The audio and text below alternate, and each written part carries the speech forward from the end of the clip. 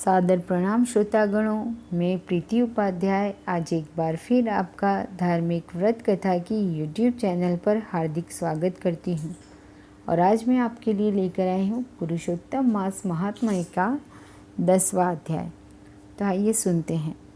ऋषि कहने लगे, हे सुंदरी, अब से तीसरा मास पुरुषोत्तम मास आएगा। उसमें स्नान करने से मनुष्य दोषों से छूट जाता है। इसके तुल्य कार्तिक आदि कोई भी मास नहीं है। सब मास तथा पक्ष और जो भी पर्व हैं पुरुषोत्तम मास की 16वीं कला के बराबर भी नहीं है।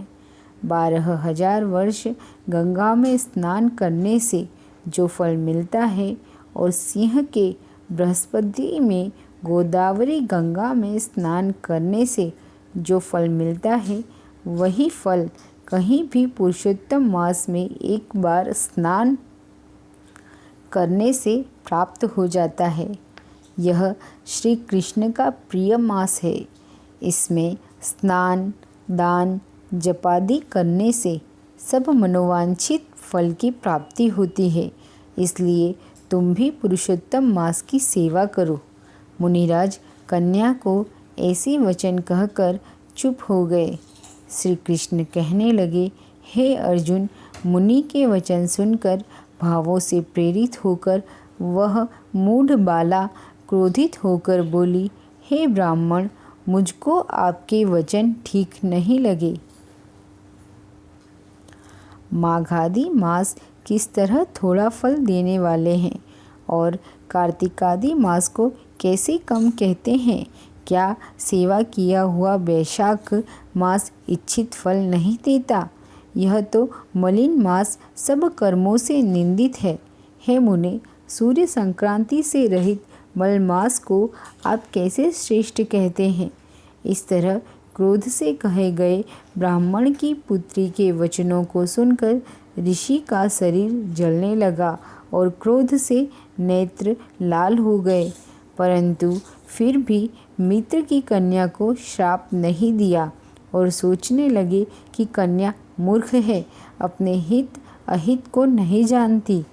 पुरुषोत्तम का महात्म्य जो बड़े बड़े ज्ञानी भी नहीं जानते, तो कम बुद्धि वाले पुरुष और कन्याएं कैसे जान सकती हैं। और यह बिना पिता की कन्या दुख रूपी अग्नि से सुलगती हुई मेरे अत्यंत उग्र श्राप को कैसे सहन कर सकेगी। ऐसे उत्पन्न हुए क्रोध को कृपा से दूर करते हुए और स्वस्थ होकर व्याकुल कन्या को कहने लगे, हे बाले, तू मेरे मित्र की कन्या है, इसीलिए तेरे पर मेरा कोई कोप नहीं। जैसा तेरे निर्भाग्य मन में हो वैसा ही कर, और भी जो कुछ होने वाला है सो सुन। मैं कहता हूँ, तूने जो पुरुषोत्तम मास का अनादर किया है, इसका फल इस जन्म में या अगले जन्म में अवश्य होना है। क्योंकि तेरा पिता मेरा मित्र था, इसलिए तुझको श्राप नहीं देता हूँ कि तू बालक है, अपने शुभ तथा अशुभ को नहीं पहचानती। तेरा कल्याण हो, मैं तो नारायण की सेवा में जाता हूँ।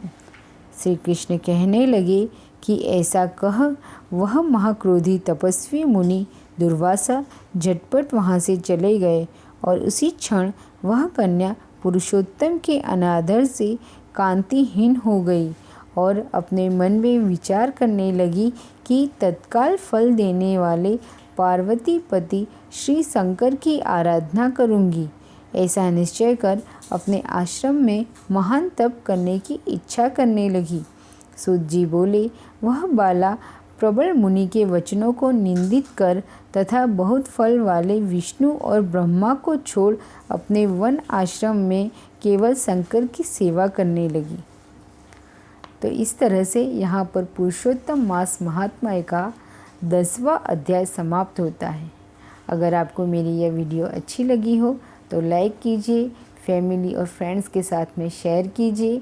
कमेंट बॉक्स में राधे राधे लिखकर मुझे अवश्य बताएं कि आपको ये वीडियो कैसी लगी और मेरे YouTube चैनल को सब्सक्राइब करना ना भूलें। वीडियो को अंत तक देखने के लिए मैं आपका अभिवादन करती हूँ। धन्यवाद।